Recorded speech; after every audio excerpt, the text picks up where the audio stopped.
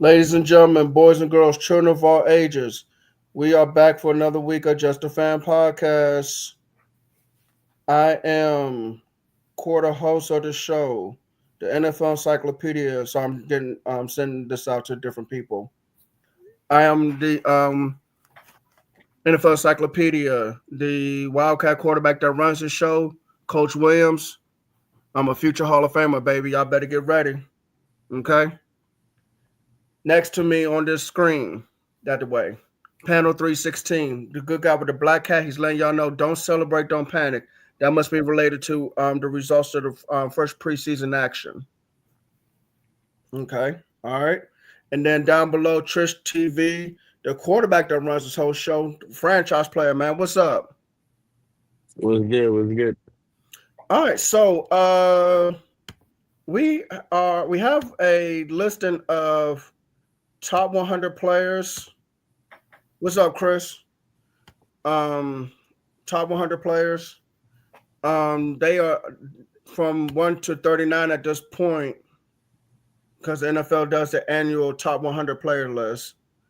And there's a bunch of new guys on this list, guys like Larry McConkey at 100 and Leonard Williams at 99.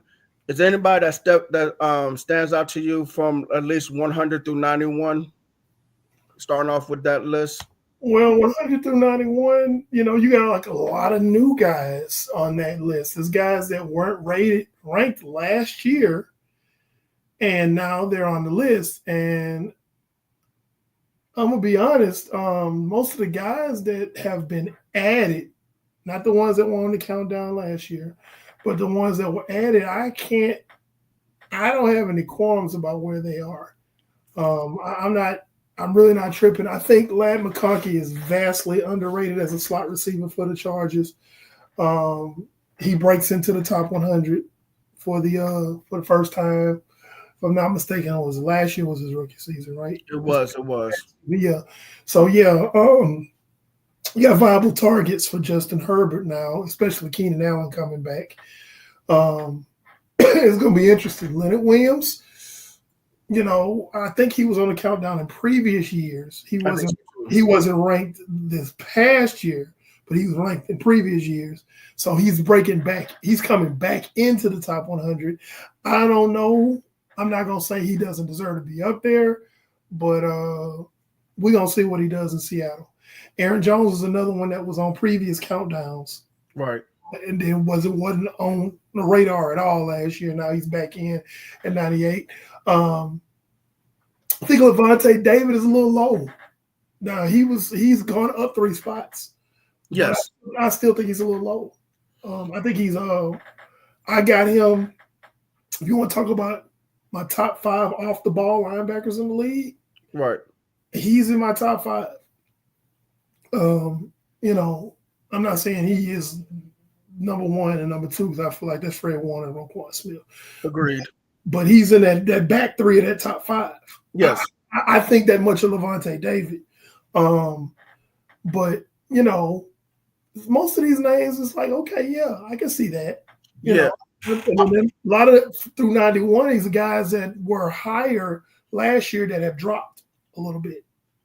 Yeah, I'm looking at Josh Sweat, and I see the production he had, but to me, I feel like that was him being in Philadelphia. I want to see how that looks, as Arizona is building their defensive line and getting it together. I feel like he's going to probably gain way more attention now, just because 8 sacks last year, he's part of the Super Bowl team, so he's gonna probably gain a little bit more attention.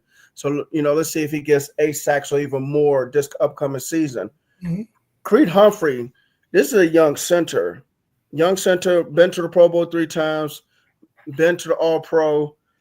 I think next year he's going to continue to ascend up this list. 3-time Pro Bowler. Yep. I tell you what, I know I would want Creed Humphrey on my team. I know I would too. And you got to look at it. This list is another way to look at it. Another lens to look through when you're looking at this list is, would I want this guy on my team? And if he's on my team, would I want him starting over whoever else is on my team? And if the answer is no, then that means your guy in that position should be higher. Or, and again, folks, this is what I'm telling you, folks, you got to do. I use this phrase all the time. Take your fan hat off and put on your objective analytical hat. So don't be like, well, such and such is better than such and such, blah, blah, blah. But, wait. No, you're looking at it with fan goggles. But, a guy like Creed Humphrey, man, I know he's an upgrade. If I take away the center on my team and put Creed Humphrey in that spot, I want Creed Humphrey. That's an upgrade, So, yeah, I'm glad that they looking at centers for a change because, lineman is a thankless job unless you're a left tackle. Exactly.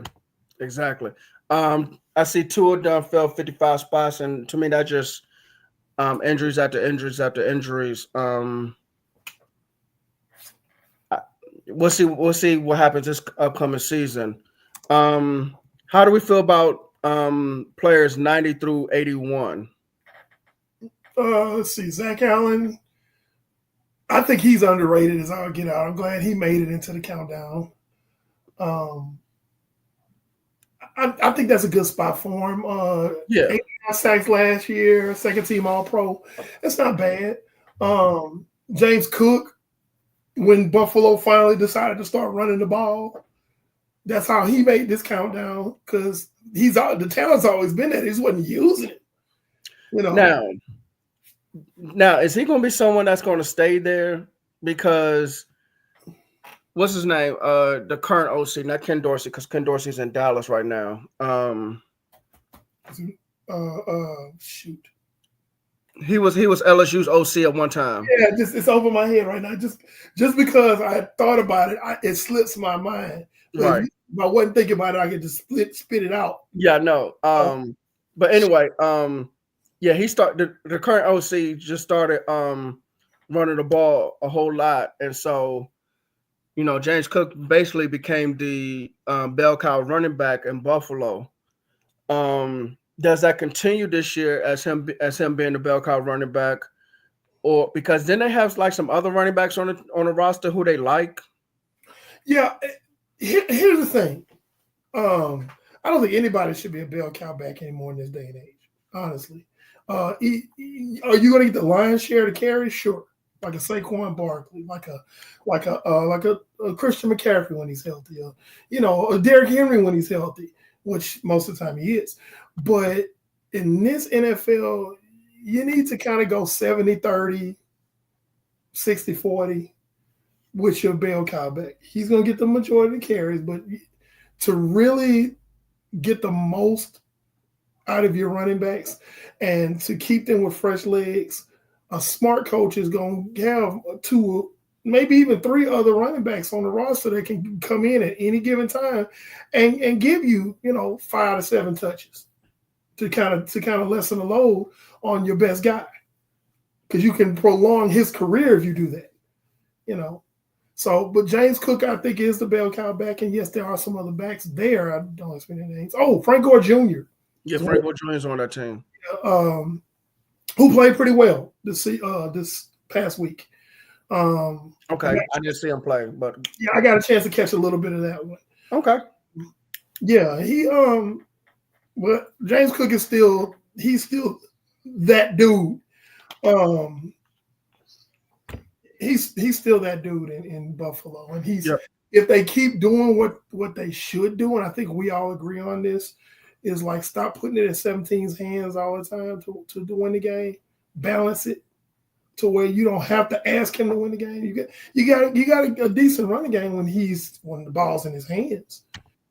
So let's go ahead and balance that offense out. So when 17 does do his thing,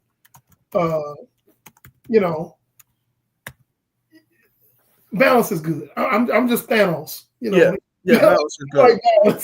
Balance, so that's just my personal preference on that. 84 newcomer Christian Gonzalez. I'm gonna reach around here and I'm gonna pat myself on the back. And you know why? You know why I'm saying it, huh, Chris? Yeah. And now, granted, Washington has probably made up for it, but at the time, Washington should have drafted him over Emmanuel Forbes. Yeah, Emmanuel Forbes. I don't even know where he is now. I think he's still in the league, but I don't know where he is. I think it's with the Rams. Is it still with the Rams? I'm not sure. Let's find out real quick. Find that out right quick. But I said on that draft day, I said Christian Gonzalez is on the board, and you drafted a 168-pound corner. Yeah, he's still with the Rams. A 168-pound corner who does not have the body mass to be tackling big receivers. No, not at all. Not at all. And is a liability in press coverage. He doesn't have the strength right there at the line of scrimmage, especially bigger receivers. Sure, he's 6'3", but he's light. He's light. And I said Christian Gonzalez was the guy that you should have had. And guess what? Second team All-Pro. Now, I want to go back a little bit to 88. Andrew Van Ginkel, whatever his last name is, for the Minnesota Vikings. He's on that list because he's a perfect fit for Brian Flores' defense. That's what that is. He's a perfect fit for Brian Flores' defense. I think as long as he's under Flores, he's going to continue to ascend up this list. 82 Jerry Jeudy. Now, I'm gonna pick some old scabs from a couple of years ago. Oh boy.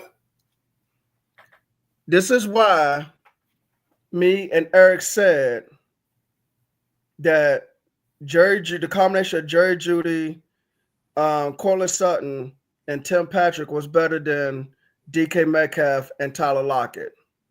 Oh, you are picking old scabs. Yeah, I'm picking on old scabs. That's right. Mm-hmm. And the person on here knows who I'm talking to, and knows and should remember what I'm talking about. But yeah, Jerry Jeudy, Tim Patrick, and Cortland Sutton was better than DK Metcalf and Tyler Lockett, because DK Metcalf, has not lived up to his not only his draft status, but just his physical freak of nature, being a 6'4", 230+ pound wide receiver that's built like a tank, but he doesn't play like it. You know what I'm saying? He doesn't play like it. He plays below his athletic profile. Well, my knock on that is just basically that his route tree is vastly limited to me. And,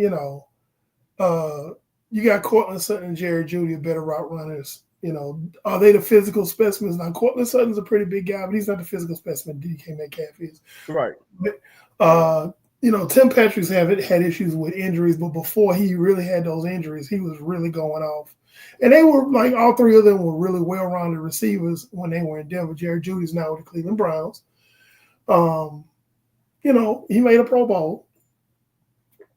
There you go. So, but yeah, I think Jerry Jeudy.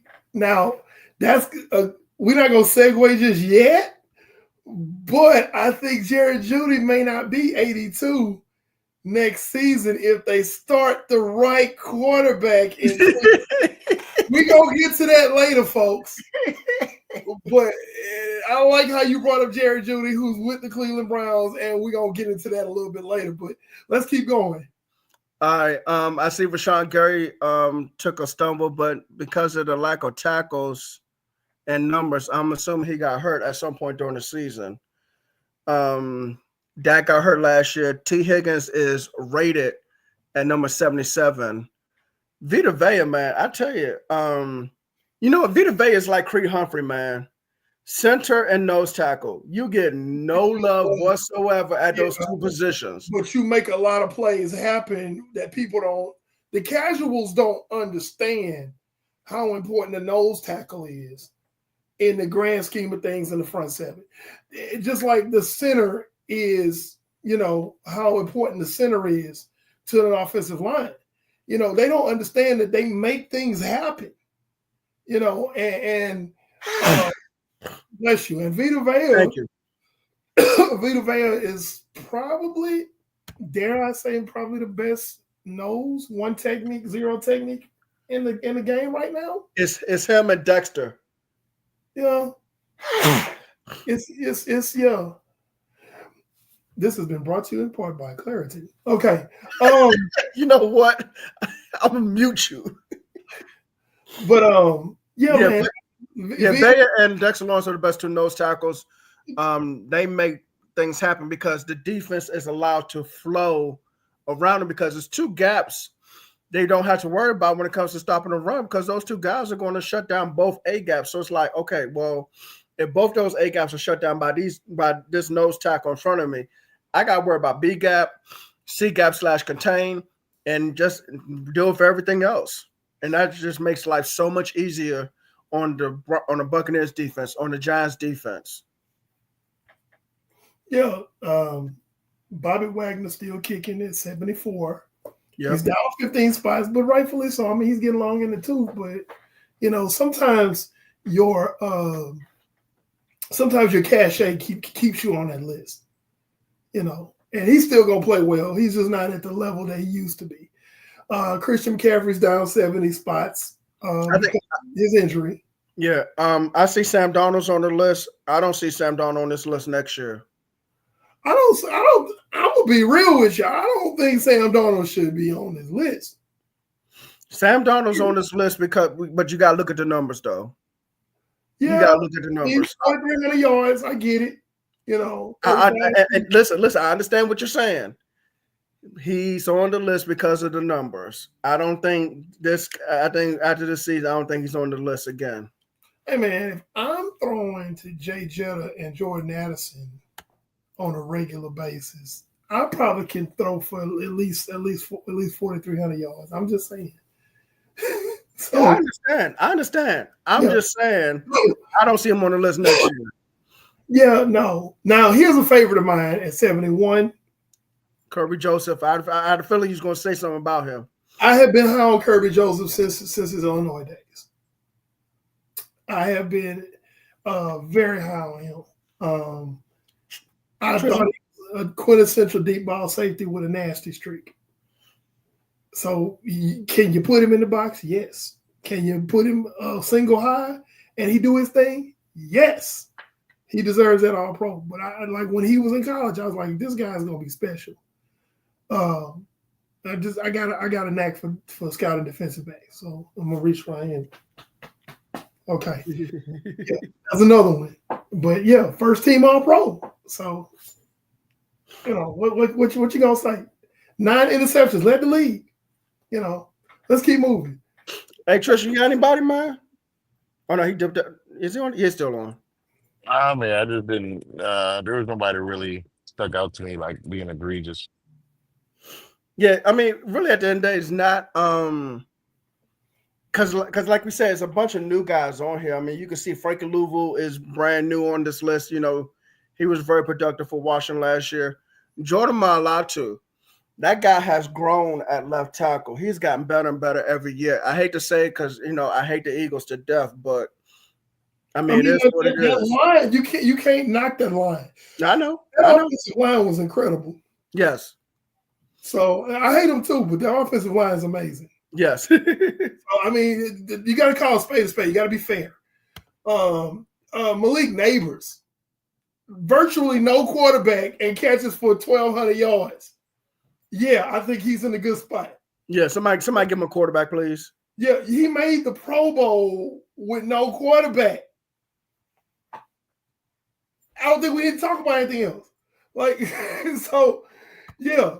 Yeah, Jalen Ramsey's down 41 spots. I wouldn't even have him on the countdown.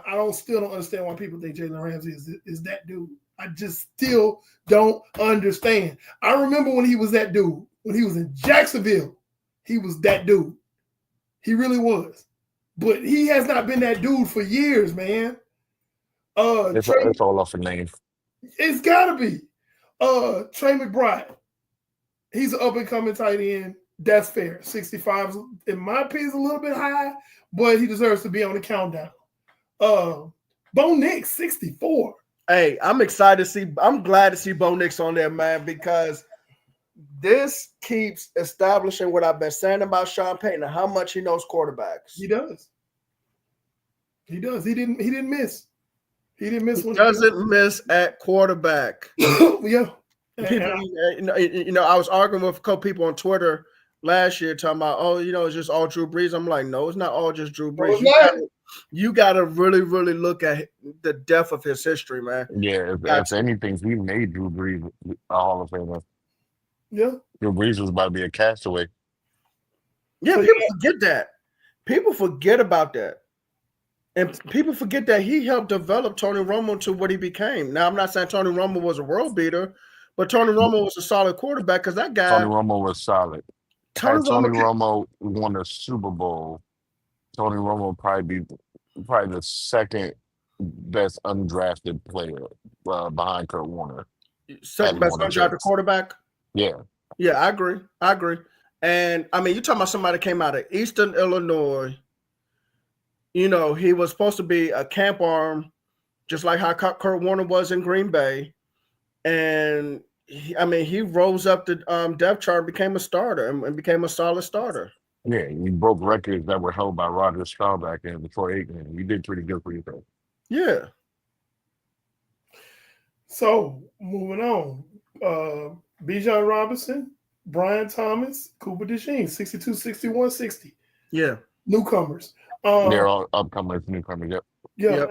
And I like it. I mean, I can't knock it. I still feel like Matt Stafford shouldn't be that high, even though he dropped 17. He dropped 17 spots. I'm like, bro. Matthew Stafford is going through injuries this offseason, and I don't know how much longer he's gonna keep being able to hold up and keep going out there on the football field. He's old. I know he's old. He got background. So man. Matthew Stafford has to be 38 years old or something? I mean, when you carried the Detroit Lions for all those years, 37. The back gonna go. Yeah, he's breaking down, man. He is breaking down. All I know is 3,700 passing yards and 20 touchdowns. And you 59. Well, the passing yards not the problem. The passing touchdowns is. Yeah, well, see, I know some quarterbacks that have thrown for more yards with less, and this past season, and I know they better be ranked above him. But I digress. Joe Mixon, he wasn't ranked last year. He's a newcomer. He's still at 1,000 yards. He's been to his second Pro Bowl. He's in that the Houston attack. Good thing. Nick Bosa failed 30 spots. Because that was due to injury, right? No, not really. He just kind of had a blue year. Okay. Because he drew a lot of double teams because there was nothing else on the offensive line to help him. Defensive line. Excuse me. Yeah, there's nothing on the defensive line to help him, so he drew a lot of double teams. So he got neutralized. I think his numbers go up this year with the revamped defensive. Excuse me. Defensive line. The revamped defensive line, and with the return of Robert Saleh as his D coordinator. Yeah. Under Robert Saleh, he had his best season. He had his DPOY year under Robert Saleh. So I think he'll go up a little bit. Justin Herbert, I don't get him going up. I can see him on the countdown, but I don't understand why he went up 19. That's weird. That might be more of a product of just Jim Harbaugh knowing how to make him an efficient quarterback. And listen, That guy, and that's something else we're going to talk about later on too.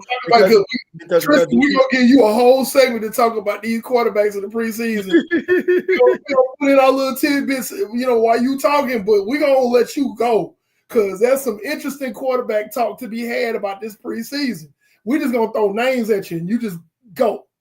But that's why I'm saving my energy. Yeah. So Derwin James up 29 spots. That's fair. Jared Verse. Hey, listen. Let me tell you something about Jared Verse.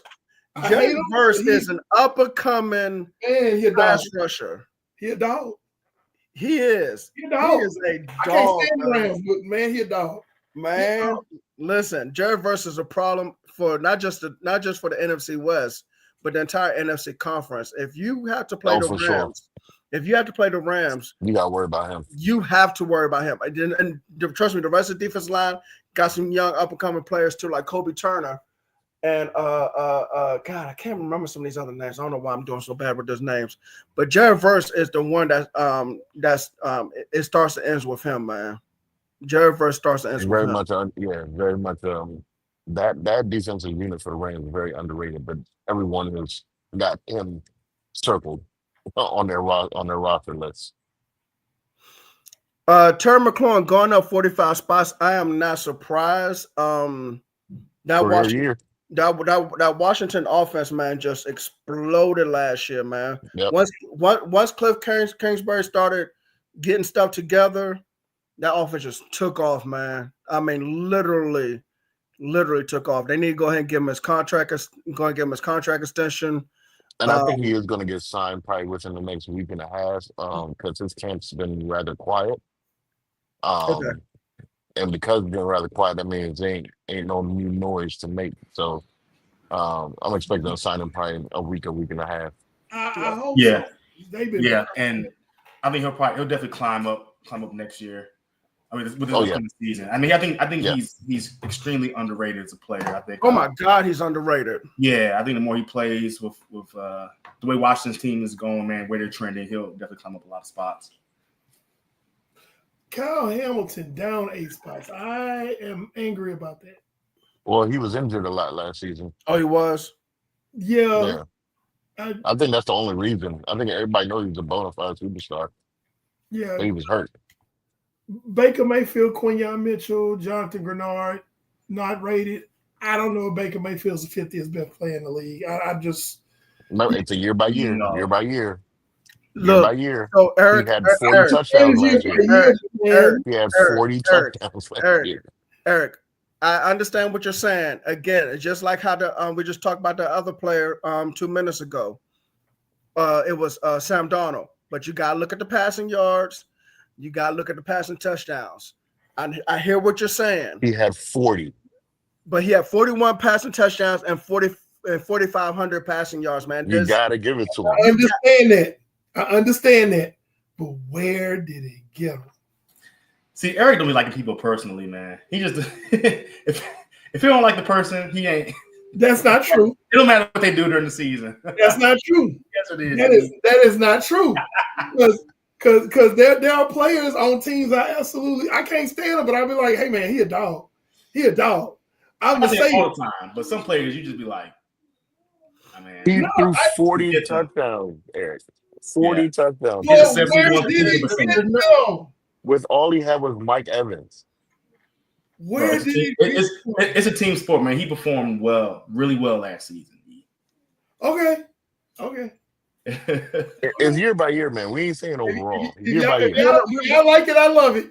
No, okay, hold on. Eric. I don't think the guys are saying that they agree with him being 50th. It's just the fact that we understand the ranking because of the numbers. And you got to think of the position. I don't think nobody's really saying he's the 50th best player in the league. But the numbers right now saying that, hey, he did enough to get ranked number 50th. And he's a quarterback, so I can see. I don't think he's the 50th best player, but right. So he broke up. Matt Stafford is better than Baker Mayfield. Honestly, I do. Yes. At least Matt Stafford got his team to the playoffs. I think Matt Stafford's better too. But how many touchdowns did Matt Stafford throw last year? I get it. But I'd rather have a quarterback that throw 20 touchdowns to get me to the playoffs than have one that throw 50-11 and we at the house looking at the TV. What's up, Donald? I'm just saying. Well, you can say the same about Joe Burrow. Well, he ran into JD5, so. Okay. Joe Burrow didn't make the playoffs. Okay. He had the best statistical QB season last season. Yeah. All right. Okay.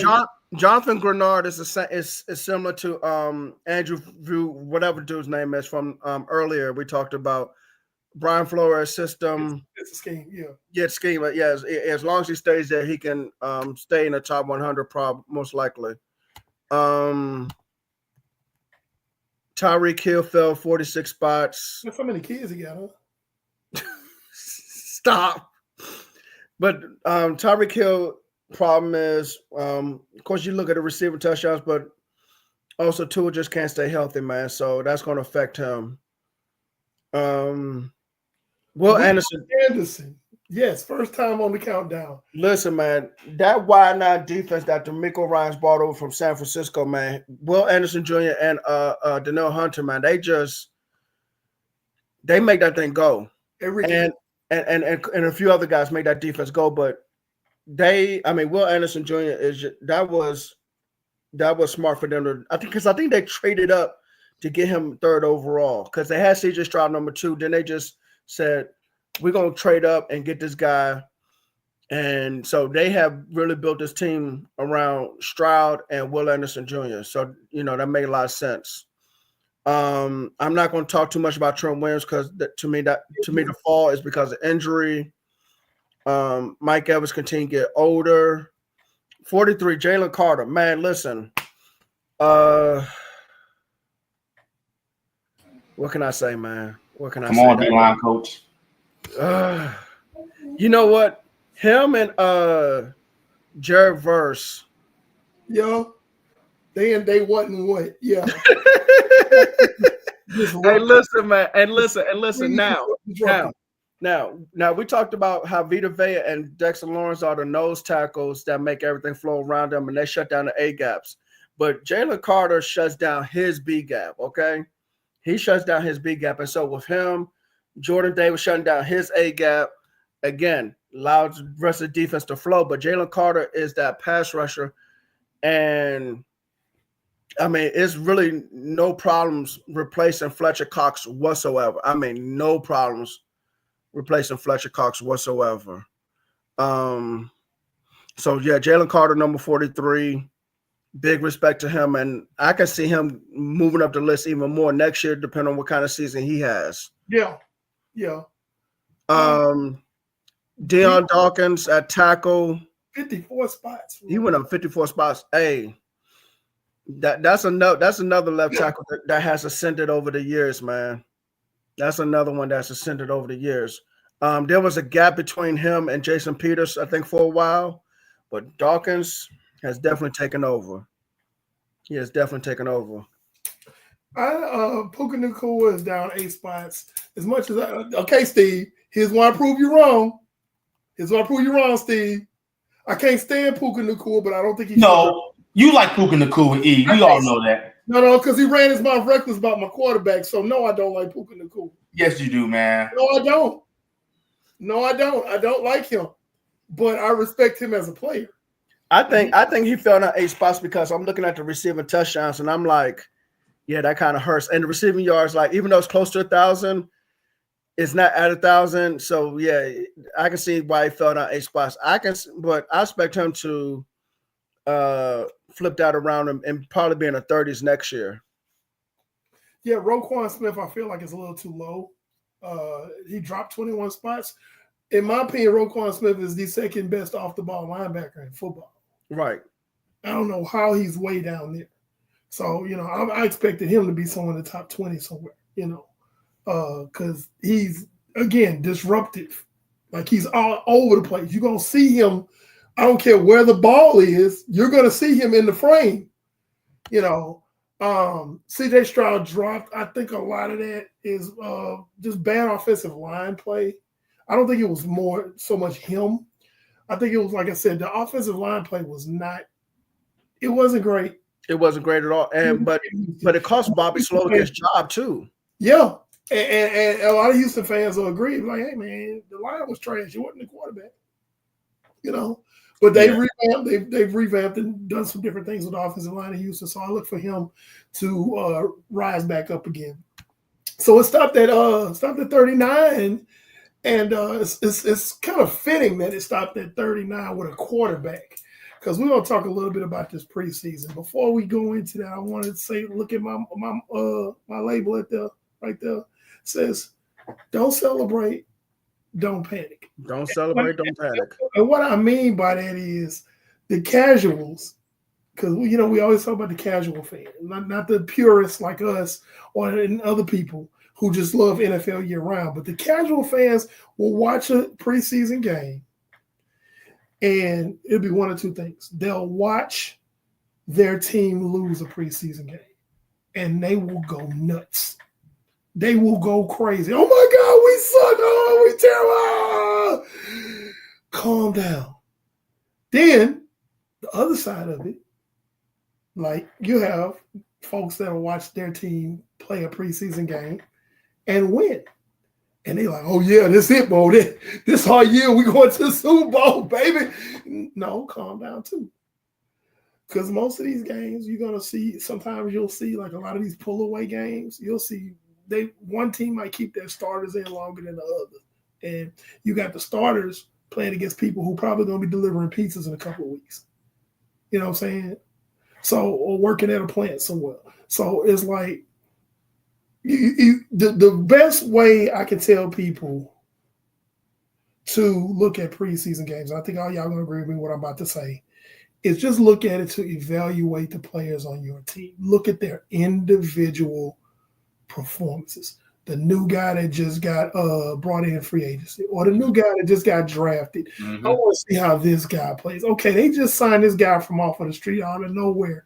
Hey, he's pretty good, and then you gauge it to who they're playing against. Because some guys will look fantastic and they're playing against the threes. But then you see some guys that'll have kind of an okay performance, but wait a minute. The guy that you're looking at is a third stringer, and he playing against the other team's ones. So really, he's better than you think he is.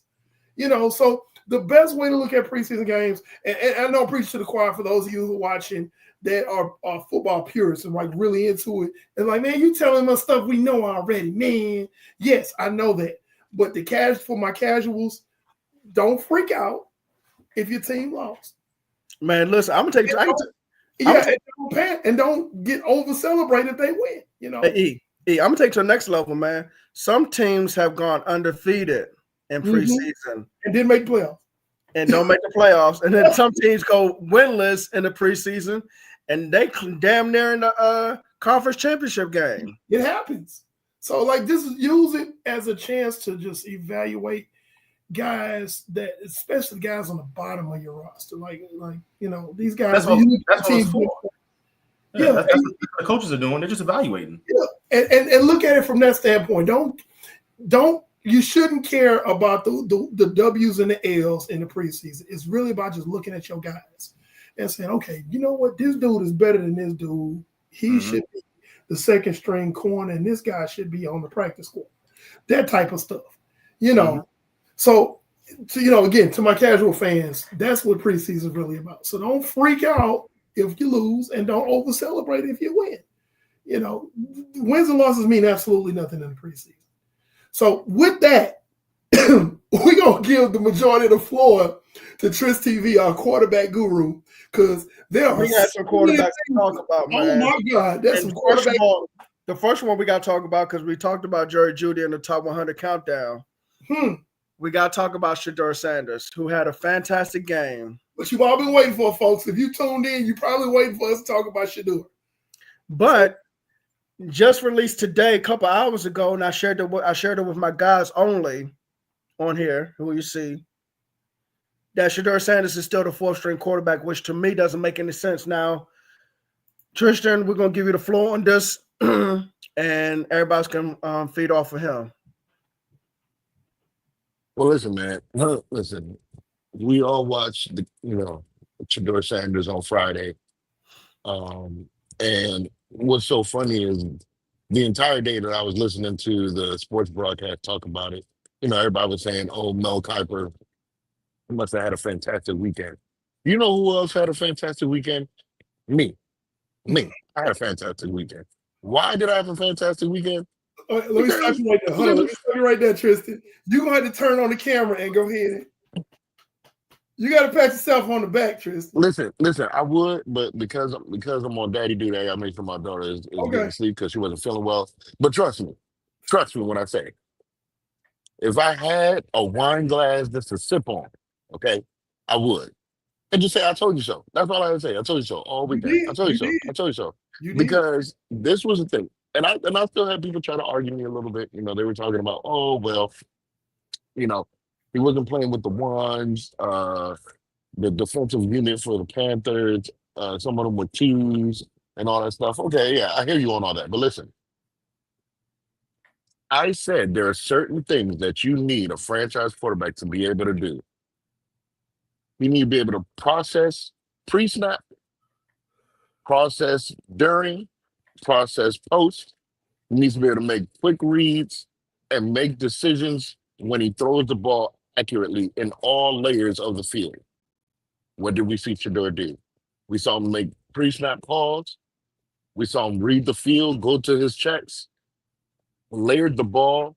He had like 2-3 throws that were just ideal layers. I'm not even talking about the touchdowns yet. He had 2-3 throws that were just layered so perfectly, NFL type throws. So all this talk about, oh, does he have the arm strength? Both the touchdown passes were between 2-3 defenders.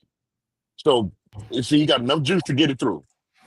Okay, does he have enough athleticism? I saw him be a ballerina out there because he ain't had to start an offensive line and still kept relatively clean. Now imagine what he could do with the starting line. Man, exactly. He was conducting out there, man. It was literally watching like a surgeon just going through. And I'm not saying it by height. It literally was watching a surgeon going up and down the field. Cool, calm, collected. He understood what was happening. He understood what he saw. He played fast. His feet were planted when he made the decision. That was the decision. Went for it, no hesitation. That's what you want your franchise QB to be. And that is not what a fifth rounder looks like. At all. That is not what a fifth rounder looks like. And I kept telling people, I said, this is the conundrum that Cleveland's going to be in. Because now you have to answer. You have to answer. Why would Shedeur drop so far? The whole league has to answer it. Because you have to give him reps. And here's the thing. Here's another thing that was crazy, what I didn't like. And I'm surprised, and it's probably media trying to protect everything. I did not like the fact that there's a video out there of Stefanski after the game when he's talking to the team and he's congratulating the team for the win. He highlighted players on special teams that made plays. He highlighted players on defense that made plays, but he said nothing about Shedeur. All he said from the offensive side was saying, no giveaways. Well, who was your quarterback majority of the game that didn't give away the ball? Why couldn't his name get Why couldn't his name get shouted out? I truly believe that Shedeur's in a spot where the organization did not want him. They had no choice but to play him on Friday because of the injuries with Dylan Gabriel and Kenny Pickett, and you're not putting Joe Flacco out there. And now they're like, ooh, he's actually good. He's actually as good as what we saw in Colorado. What are we going to do now? But my thing is this, though. I'm sorry to cut you off. No, go ahead. If he's actually good, then why would you release a list today talking about, oh, he's still a fourth-string quarterback? Because to me, that makes no sense. I can answer that. Because you have to. So the argument is, one, you got to see him practice with the ones and twos. So he's got to get more reps there. Two, they have to see Dylan Gabriel play. And three, they're the Cleveland Browns. Oh yes, but they have to see Dylan Gabriel play because if Dylan Gabriel plays and is sorry, it's worse for Cleveland.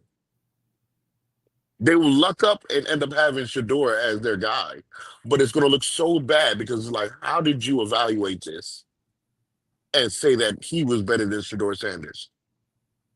And I'm not even saying Dylan Gabriel's a scrub, but he ain't that.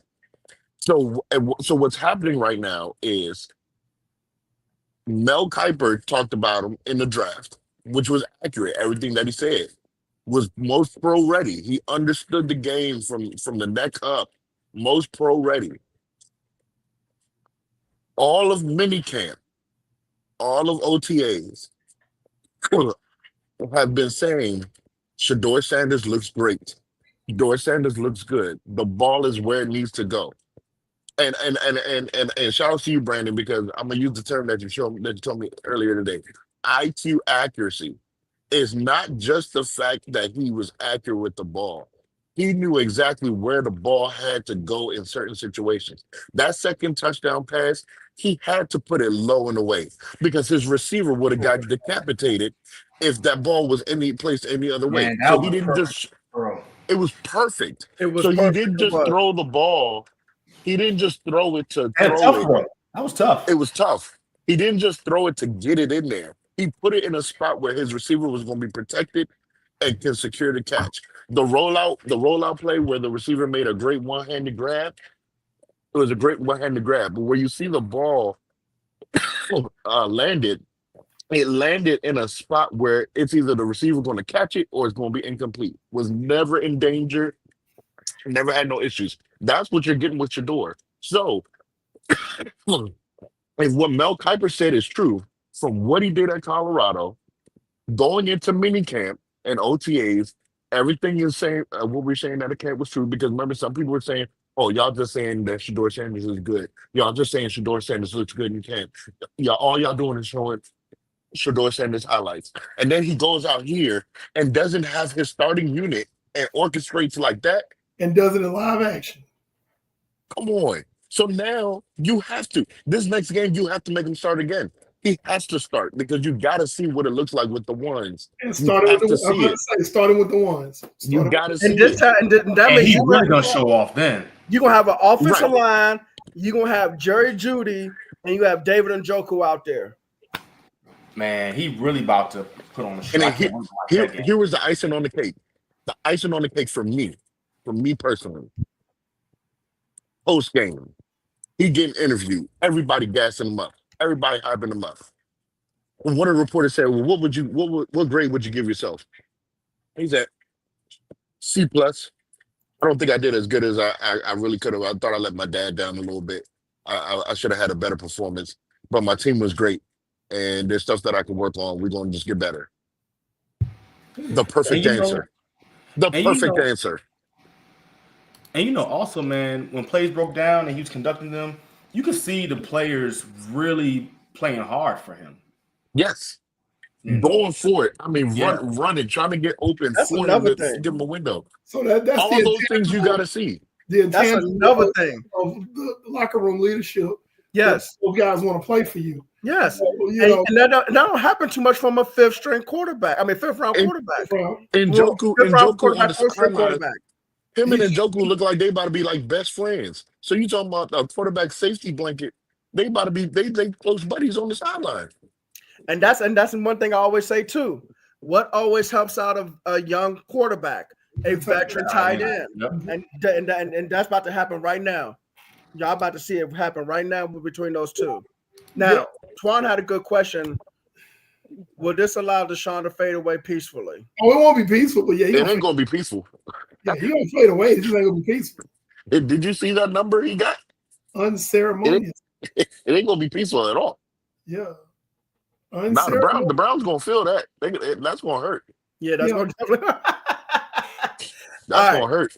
That dead cap number is woo. Yeah, that's gonna leave a scar. All right, next quarterback. Oh, let's talk about this team. Anthony Richardson, the Indianapolis Colts. Now, oh man, hold on, Trisha. Before you start, I got to list all the quarterbacks for you to cook properly. Okay. Go ahead, man. Okay. So obviously we know Anthony Richardson was drafted in 2023. He got hurt in the game because he did not pick up the blitz. He should have threw it to his hot read, which was a running back out of the backfield. But here are the following quarterbacks that have started a lot of games since Andrew Luck has been injured in 2017 and then retired in 2018. You have Jacoby Brissett, Phillip Rivers, Carson Wentz, Matt Ryan, Nick Foles, Gardner Minshew, Joe Flacco, and then, of course, like I said, Anthony Richardson has played a game or two every now and then. So, Tristan, what do you think going on with this whole Indianapolis Colts quarterback conundrum? Because Andrew Luck, and we said in the group chat, Andrew Luck is now 35 years old, okay? He should either be getting ready to retire or just retired. And, you know, his retirement came, well, first when he was injured, he missed the entire season. That was Mahomes' rookie season. And then when he retired, that was Mahomes' first season starting at quarterback. So I'm going to let you cook as far as the Indianapolis Colts and how they just do a terrible job with quarterbacks. Listen, man, this is the curse of Peyton Manning. Because to be quite honest, it's a revelation that just came to me about this. It's got to be malpractice by your medical team down there for Peyton Manning to walk out that door and still have 4 productive seasons in him, in which he played in 2 Super Bowls and won 1. And I think he had gotten an MVP during that tenure. That is medical malpractice. Because according to you guys, that man should have up and retired after that neck fusion surgery. So you disrespectfully, I don't care about the crocodile tears from Jim Irsay, God rest his soul. I don't care about none of that. You disrespectfully dismissed Peyton Manning. We're not even talking about the year that he didn't play, that you didn't have Andrew Luck and the quarterbacks that you had over there. You then draft Andrew Luck, number 1 overall, rightfully so. Best quarterback prospects is John Elway, rightfully so. And you don't give him an offensive line worth nothing. Not only did you not give him an offensive line worth nothing, your owner, again, God rest his soul, Jim Irsay, I don't like to talk about the dead, God rest his soul, went out and said, well, he's a football player. Basically, I'm paraphrasing. He's a football player. He'll be all right. No. He's a quarterback. He's your franchise quarterback. He's the person that's supposed to take you into the next decade of quarterback play for you. He didn't do that, to the point that the man was broken up. And then when you finally get him an offensive lineman worth something, he couldn't take it anymore and decided to up and retire. Then, instead of trying to just hit the reset button, you tried to bandage tape this thing by getting all these rentals. It was basically to the point where it's like, hey, if you're about to retire but you feel like you can play 1 more season, go to Indianapolis. You won't get a chance. Like that's what it was. That's basically what it is off the list I just read. That's what it was turning into. If you know you're about to retire, but you feel like you got 1 more swan song, you go to Indy. And that is horrible, because in that time frame, you had Josh Allens of the world, the Patrick Mahomes of the world, the Lamar Jacksons of the world. Hell, you even had the Kyler Murrays of the world. You had all these dynamic players that, had you just taken 1 of those years to tank, you could have had 1 of them and then build around that. So then you go and draft the kid that honestly should have went back to school. And I said it. Watched him at Florida. I said, that kid's not ready to play in the NFL. I see all the freakish talent. I see all the big arm. Yeah, he could throw it. He could throw it out of the stadium. He's big and all this stuff. But watching him play at Florida in a system, first of all, that's a system that's not even quarterback friendly, i.e., the Kyle Trask of the world, the Driscolls of the world. So already Florida wasn't even setting up quarterbacks for success. And this guy, who was such a big project, you draft him, what was it, number 3, number 5, or number 3 overall? Something like that. I think it was 3 though, but go ahead. Then you don't even give him a proper backup to learn from while he was there. And now this guy with all his freakish ability, 1 is Mr. Glass, 2 can't read a simple blitz pickup to protect himself. Why? Because he wasn't ready. And this is what's going to happen with Indianapolis. They're in a position now where you still got to deal with C.J. Stroud in your division. I know the jury's still out a little bit on Trevor Lawrence, but for the most part, he's at least somewhat productive. So you got to deal with him in your division. So you're going to try and compete and keep up with these 2 young guns, and your gun is a PP shooter. And you ain't got nothing. Guess what? You're missing one too. And then because we don't know what Cam Ward gonna look like. But we think Cam Ward is better than Will Levis. Exactly. And then your safety blanket, your veteran answer is Daniel Jones. That's your safety blanket. If I'm the Colts, if Anthony Richardson doesn't pan out, I pray it's a horrendous season. Because give yourself an opportunity to try to strike gold next year. You already know Archie Manning ain't coming out. We already know that. Archie Manning ain't coming out. Yeah, that's what it looks like. That's what it looks like. But there's a whole bunch of quarterbacks that are very good that are coming out next year. You better hope. You better hope that Anthony Richardson pan out. You better hope that something clicked. But I don't know if it can, because this is what, his year 4 or 5? Year 3. You couldn't pick up. It feels like he's been in for 10 years. That's how old it feels. You couldn't pick up a simple blitz. You couldn't see it. Even I saw it. I'm looking at it on the screen. Oh yeah, weak side blitz pickup. Nothing. Just smacked. You couldn't see that in all this time of you playing. But I can't fault him, because he shouldn't have been drafted that high in the first place. He should have taken his black butt back to school and tried to learn something. So the Colts, I don't know what they're going to do with that situation. Like you said, you got 3 young guns: Trevor Lawrence, C.J. Stroud, Cam Ward. And that's going to be your nightmare. And God rest Jim Irsay's soul that he ain't got to see this monstrosity that honestly he created. Again, God rest his soul. But he created it. Yeah, he did. He created this monster. Yeah, man. So, well, pray for his daughters. I pray for his daughters. I don't know. I don't know how it's going to look at Indy. I don't know. And that was one of our many sound bites that you're going to hear, especially during the season. So go ahead and get ready for that. When people right now, man, the Colts are trash.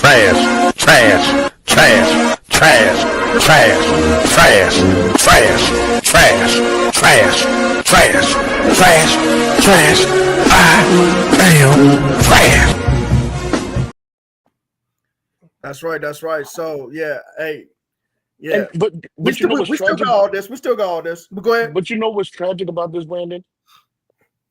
Talk to me. Talk to us. Isn't the roster ain't even trash? It really isn't. It really isn't. It's literally wasting a quality roster. Honestly, in that division, I would honestly only put the Texans roster over it.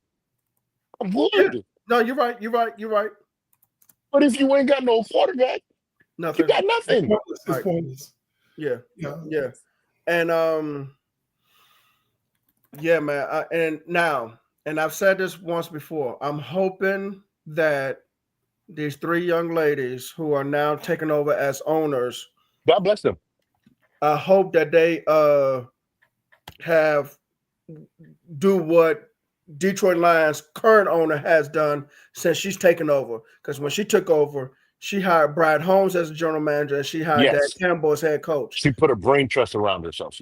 Yes. And so with these 3, now unfortunately Irsay passed away, but So they were not in a position to. I mean, they could have, but you wasn't gonna fire them at the time after he passed away. So they're gonna go through the season just like the Detroit Lions current owner has, and then during the offseason, you need to get a new general manager because Chris Ballard is not it, and then get a different head coach because whatever Shane Steichen's not it. So get a new general manager, ladies. Get a new head coach, ladies. I'm available to be both or one or the other. And get a quarterback because you have really wasted. Well, not them, but a decade has really been wasted in Indianapolis, going all the way back to when Andrew Luck was drafted. Of talented players that we should have seen in the playoffs. T.Y. Hilton, yes, Jonathan because you Taylor. screwed up the quarterback position. Yeah. And Gardner Minshew wasn't that bad in 2023. I'm not saying, he was the end-all be-all, but he wasn't bad that year for them. But he is who he is. Yeah, I know. Oh, trust me, I know. All right, next. New Orleans Saints. A team that should have drafted Shedeur Sanders, but refused to do so. They was kicking themselves after watching them two guys. Oh, God. Derek Carr has retired because of injury. They drafted Tyler Shono or I can't throw a football or actually there's a word I want to say, but family show, so I can't really say that word. But anyway, Tyler,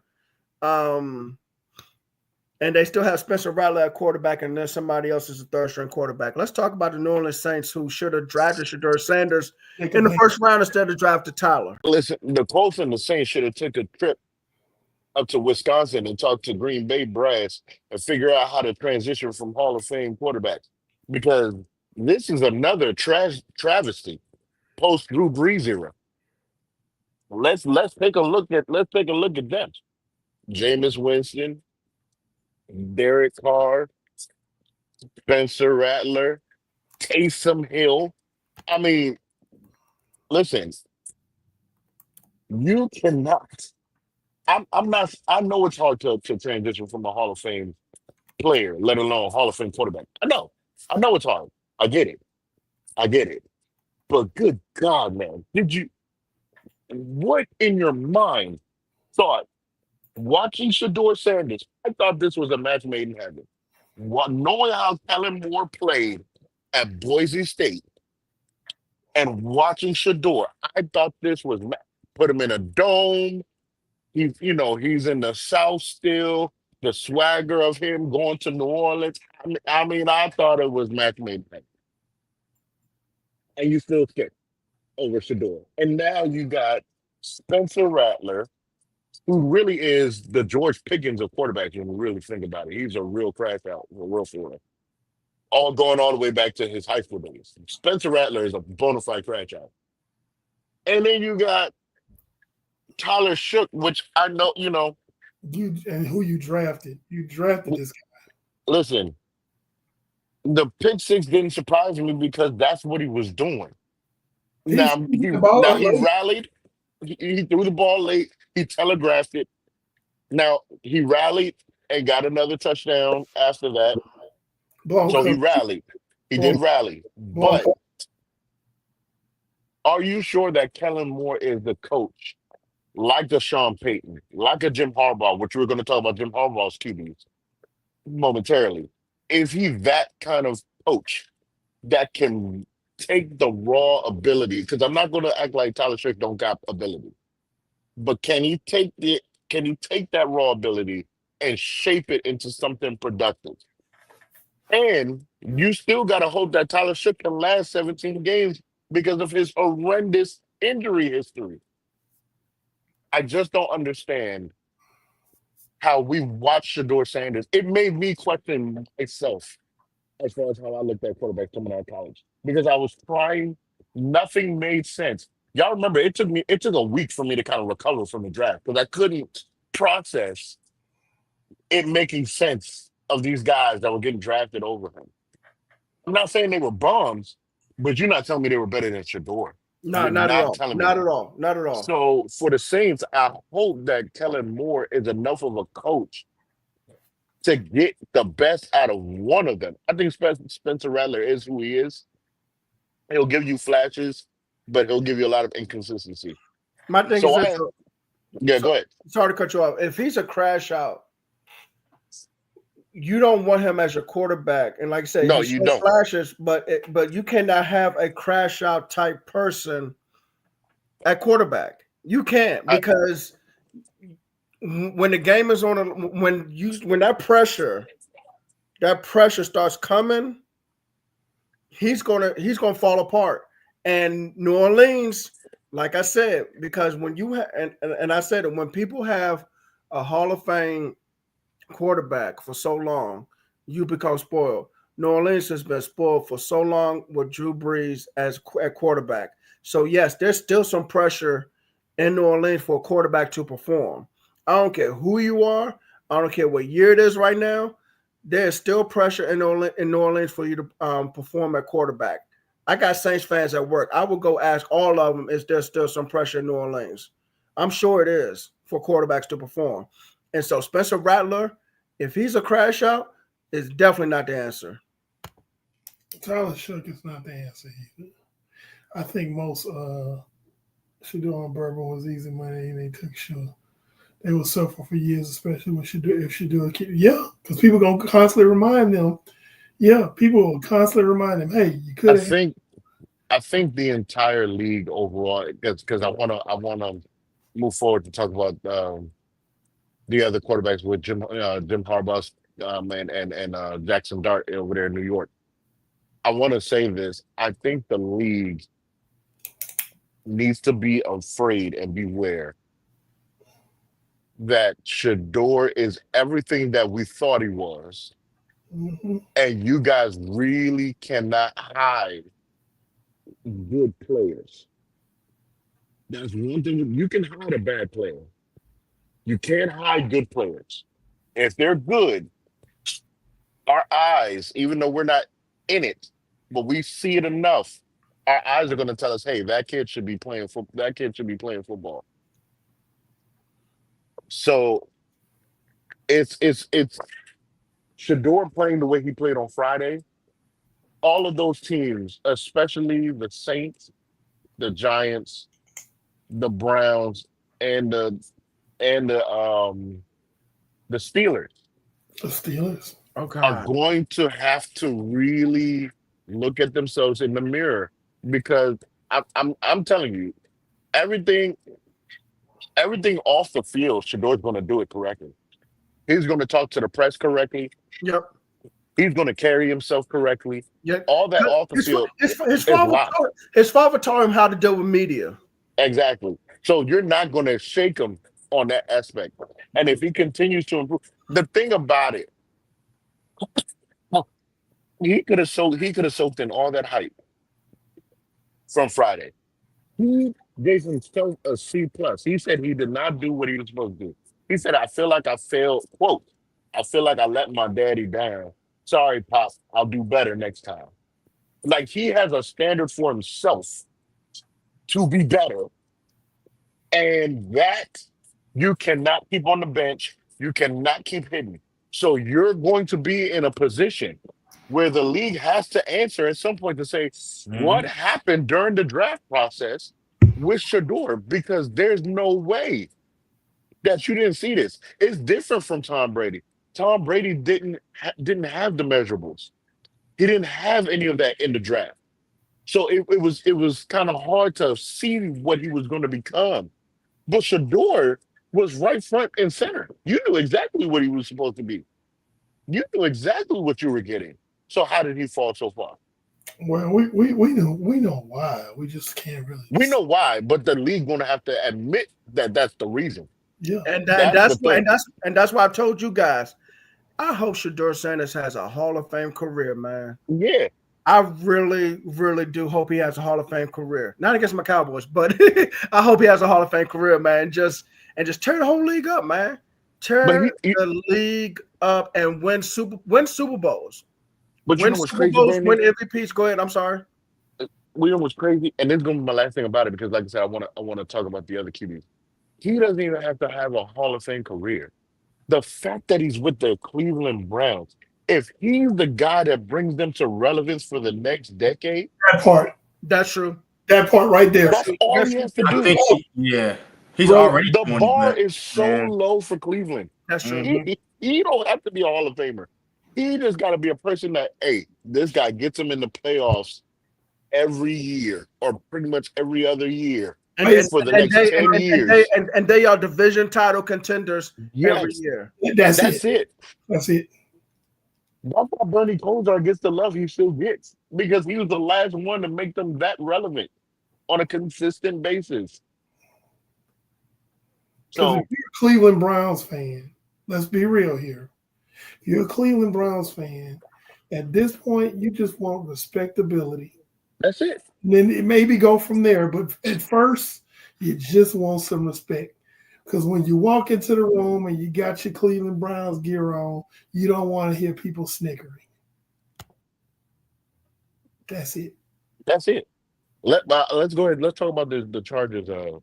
Man, listen, the Chargers have played 2 preseason games because they have they won a Hall of Fame game against the Detroit Lions. And it seems like Jim Harbaugh has resurrected not just the career of Justin Herbert because of Brandon Staley, but it seemed like he's got Trey Lance playing legitimate quarterback. Now, we remember Trey Lance in high school.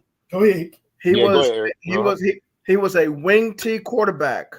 Okay, that's Steve's favorite offense, wing T. Okay, come on, man. And then and then in college, the man only played 19 games. Some of that was because of COVID, because that was in 2020, but he only played 19 games. I know what Pando's going to say, so I'm going to let Pando say his part about him being in San Francisco. Go ahead. San Francisco made a mistake drafting Trey Lance number 3 overall. That's been the conversation since Trey Lance has had this quote-unquote resurgence with the Chargers. Oh, man, did they make a mistake like letting him go? No. Did they make a mistake drafting him? Yes. Because at the time, San Francisco was a contending team. Okay, you don't want to try to draft a quarterback that you got to develop with a team that's ready to contend. So John Lynch and Kyle Shanahan screwed that up. Now, that being said, Trey Lance has always had the arm strength, the physical attributes, and the mental acumen to be a good quarterback. All the tools are there. He just needed the reps and the time to develop. And now that he's getting that, especially under Jim Harbaugh, who's a quarterback, he's a quarterback whisperer. A lot of people don't, everybody knows him as a program flipper, but he's also a quarterback whisperer. He coached Andrew. Yeah. So he coached Andrew Luck. There you go. People forget that he was a damn good quarterback when he played. Jim Harbaugh. I'm sure the Colts will wish they had Jim Harbaugh in his prime right now. Look, listen. He was a beast. But he was nice. The thing is that we're fine. It's a late bloomer effect with Trey Lance. We're starting to see the effects of him getting the reps that he needed. He got thrown to the wolves in San Francisco unfairly because he wasn't ready to be somebody's starter. But in this particular situation, this is the best possible situation he could be in right now. Is with Jim Harbaugh, even though he's not going to be the starter in LA with the Chargers, he still is in the best situation because he's going to take what Jim Harbaugh does with him. And let's say his contract's up and he goes somewhere else. Because you got to realize he's only, 23, I believe? He's young. So he can play out the rest of his contract as Trey Lance backup because I feel like his hands down. I mean, Trey Lance backup. Justin Herbert's backup. If I feel like hands down, he's the number 2. Absolutely. He's the number 2, hands down. I don't think there's any discrepancy. No. So he's going to be Justin Herbert's number 2. He's going to get development that he needs from Jim Harbaugh. Mm-hmm. Quite possibly, when his deal is up, he could go somewhere else and then be the starter. And be a cheap starter. Harbaugh could save his career. that Lynch and Shanahan missed out on because they just wanted a microwave starter. It's like they saw the attributes, but it's like he didn't have the experience. Jim Harbaugh had DJ Ngouye look like a quality quarterback. I didn't even know my man was in the league because he was so trash in college. Yeah, Andre. He made him look good. Listen, man. Come on. Whisper. That's what happens when I'm sorry, Brandon. I'm excited to see Justin Herbert because this is what Justin Herbert needed. This is the coach he needed. Yes. Brandon Staley was messing him up. Yes. This is who he needed. And I'm excited to see it because I think talent for talent, I think he's the one that can go toe-to-toe with Patrick Mahomes. Even more so than I would say almost more so than Josh Allen now. I think he can go talent for talent with Patrick Mahomes. If he keeps developing, yes, because Josh that he's on. I don't think Josh Allen is ever going to get the mental makeup or the mental development that Justin Herbert is getting. He's not. He's not. And the thing is, Justin Herbert is a throw first person. It's the same thing with Patrick. They're a throw first mentality, but they are deceptively athletic. Yeah. And so you just need him to have that killer instinct that Jim Harbaugh has. He puts it in him. Oh my goodness. It's gonna be a fun division to watch. Yeah. Yeah, you're right. That division's already fun. Unfortunately, they lost Rashawn Slater to a serious injury. I know, man. That was crazy. But they're gonna move Joe Alt over to left tackle, and I forgot who somebody's supposed to be playing right tackle now. But right tackle, right. But Joe Alt's about to prove why he was a high draft pick. Hey, listen, Jim Harbaugh loves offensive linemen. Okay, he loves offensive linemen. That's why he took Joe Alt high last year in the draft. Especially with Greg Roman being your Greg Roman going 3 yards in a cloud of dust. 3 yards in a cloud of dust, baby. Hey, listen. He gonna read option y'all has to do. Like, hey, listen, man. Listen. If Greg Roman wanted to, man, he'll run Steve's favorite offense, the wing T, or he'll sit there and run the veer offense or the flex bone offense or something like that, man. The veer. This man just said the veer. Right? TC Williams. I forgot that was a thing, man. It was. You went back, man. Okay, so I think that pretty much covers it tonight. No, Trisha wanted to cover one more team. Oh, really? Who we got? Yeah, he wanted the Giants. The Giants. Let me see your step count. All right. Jackson Dart. I wanted to watch him and I did.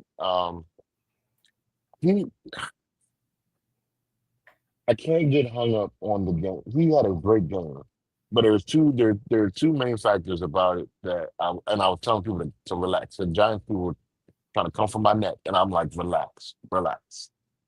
All 4 of your QBs played well against on that game. All 4.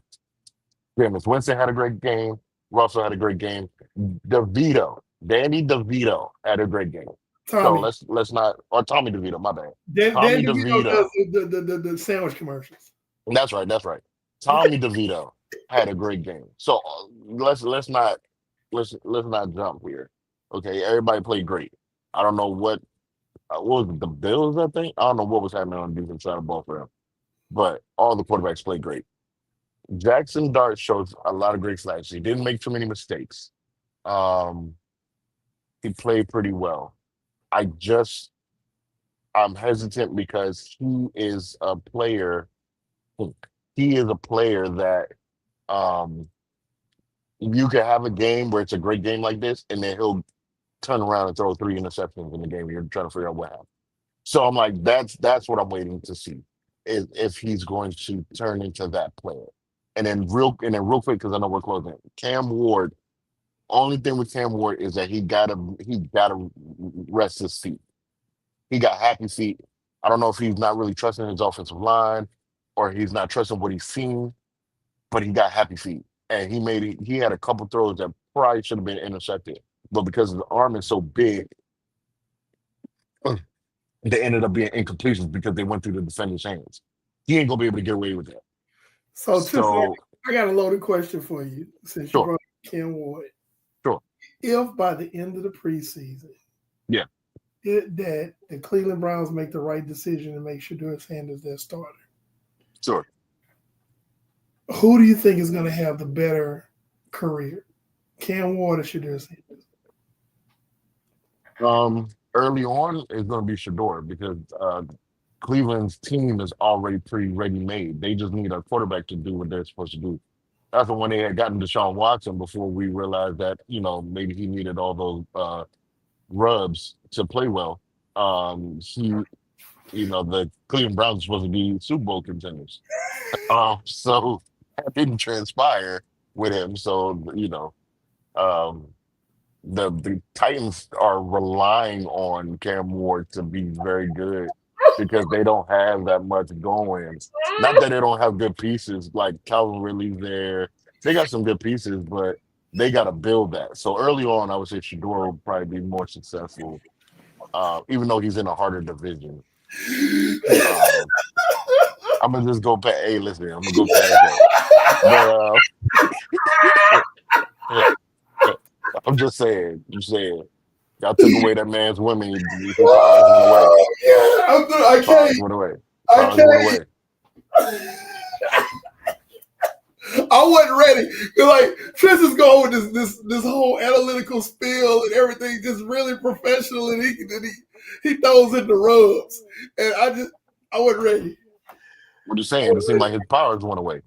So, God dog it.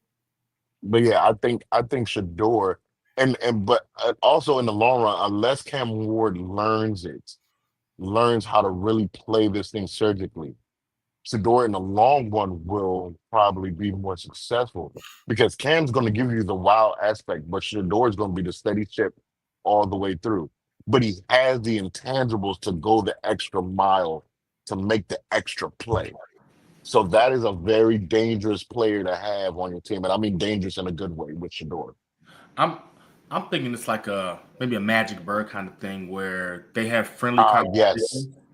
Because Cam Ward been in that lab. He's been in that lab down there. I know he's putting. He's working. Yeah, and I know Shedeur's like he ain't gonna outwork me. So it's like a friendly competition thing. But like you said, the Browns they have just a better roster. So I think Shedeur can have more success sooner, but it just depends. Definitely that defense. It's gonna be interesting to see for the next few years. Yeah, that's a great comp. Bird and Magic. That's a great comp. Yeah. Well, we hate to rub our fans the wrong way, but Eric, I'm about to mute you.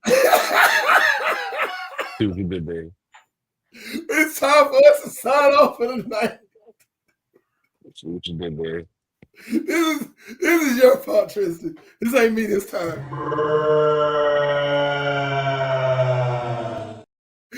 It's not me this time. This is you, Tristan. This is all you. Listen, all I'm saying is the man powers went away. That's all I'm saying. That's the one right there, flag. Yeah. Okay, Brandon. He married now. Maybe he get the rubs he need because he's married now. So maybe it's a restoration. Jesus. Oh God, he won't stop. He won't stop. It might be a resurgence. And you feel the magic in my hands, and I touch. Oh there you Lord, and rub you the right way. Okay, there you go. It ain't gonna be in Cleveland though, but Stop it. Get us on the L. Stop. And it's not what he said, it's how calmly he said it. Like, that's what made it. Because he just threw that in there and didn't even, he just kept on going. Like, we weren't going to catch that. Oh, God.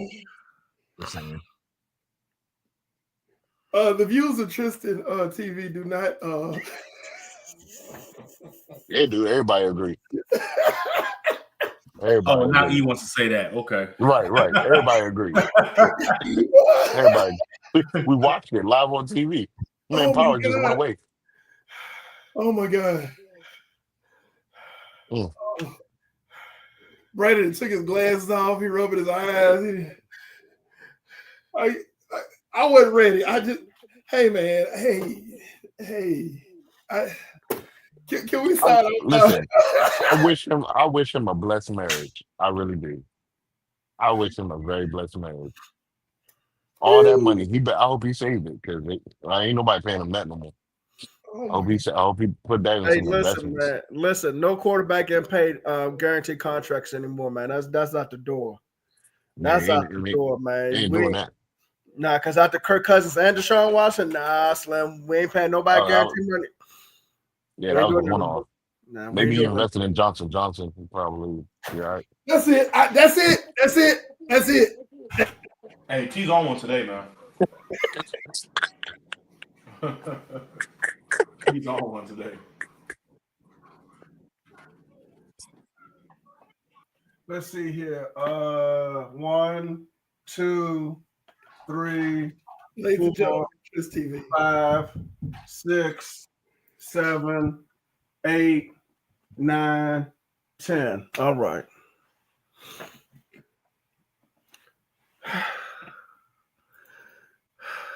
Three, two, one. 1, 2, 3. What the heck is bothering me? 3, 2, 1. 1, 2, 3. This is Tristan TV. I'm good, man. I'm done. I'm done. I'm good. You done? You good? Okay. A whole lot more in the chamber, but I'm gonna let it. No. Safety that weapon and place it on the deck, soldier.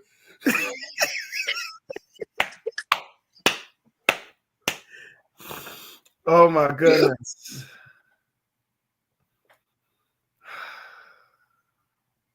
Take us out, Brad. Take us out. We all right. Take us out. I'm rooting for what you're doing, man. Give that man his first team rep so he can ball out, man. Hey, hold on. Let me drink this water real quick. Give me a sec. And shout outs to Shiloh down there in Tampa. He made some good plays. Hey, facts. Hey, listen. Shout outs to Shiloh. Real quick. That one sack or that one hit on that quarterback, that's how you're supposed to do it. Picture perfect. That's teach tape to show defenders how to attack a quarterback. You attack the upfield shoulder. That was teach tape perfect. Yes. Yeah. Deion Sanders really prepped his boys very well. Oh my God, yo. It's funny he's really prepped his boys. Taught his son how to tackle. That's right. And he's a hammer too. I mean, I love it. Yeah, he'll pop and bang you. Yeah. So shout out to Shiloh. Yo, Shedeur and Shiloh's careers are going to be very, very interesting. Yeah, I have no doubts that Shiloh's going to make the 53 in Tampa. Shiloh's definitely making the roster. And then sometime within the next 2 years, he'll probably start. Yeah, Todd Bowles. Todd Bowles been raving about him the entire summer. Listen, man, listen. I hope both of them are very, very successful because one went in the 5th round, the other one went undrafted, and they might just make all evaluators just look crazy for letting those two drop so far, man. That whatever. Scout, draft, develop, keep it moving. You're going to win a lot of games, maybe even a Super Bowl, but whatever. That's just me. All right. So after the fun, we're going to close the show out. Housekeeping notes. We are going back to Wednesdays, but we're going to Wednesday, the week 1 of the NFL season. That means the night before the Dallas and Philadelphia game, which is on Thursday Night Football, we'll be on that Wednesday. Ooh. Okay, so we're still on Monday nights until then. And those picks is coming back, baby. And who? What happened? And those picks is coming back. Oh, yeah, Pando's picks coming back. Yes, sir. So, I'm sure Eric's is slowly going to be getting ready for that. He just wants preseason to finish things out, see how things unfold with rosters and stuff, because there's going to be a lot of roster movement with cuts, trades, and signings. So, thanks for watching our show. We are live on YouTube, Facebook, and Twitch.